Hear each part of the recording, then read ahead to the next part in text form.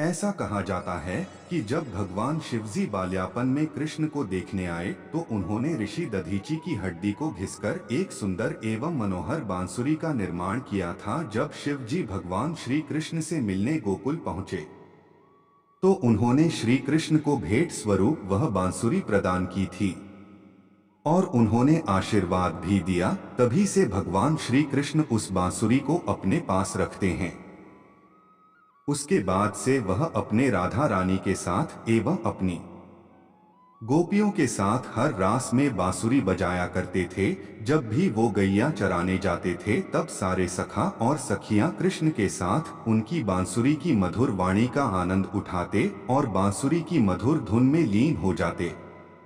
जब भी गैया किसी दिशा में चरने चली जाती थी तो श्री कृष्ण की बांसुरी सुनकर सारी गायें लौट आती थीं।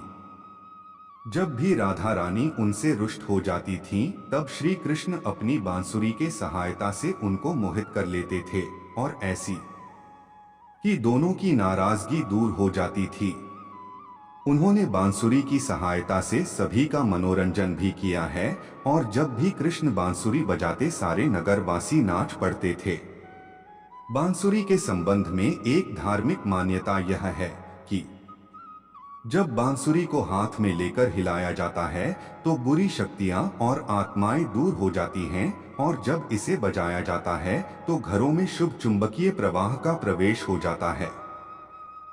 श्री कृष्ण जब राधा रानी और सारी गोपियों को छोड़कर मथुरा जा रहे थे तब उस रात महारास हुआ जिसमें उन्होंने ऐसी बांसुरी बजाई थी कि सारी गोपिकाएं बेसुध हो गई थी। ऐसा कहा जाता है कि उसी रात श्री कृष्ण ने राधा रानी को वह बांसुरी भेंट कर दी थी, जिसके बाद राधा रानी ने भी निशानी के तौर पर उन्हें अपने आंगन में गिरा एक मोरपंख उनके सिर पर बांध दिया था।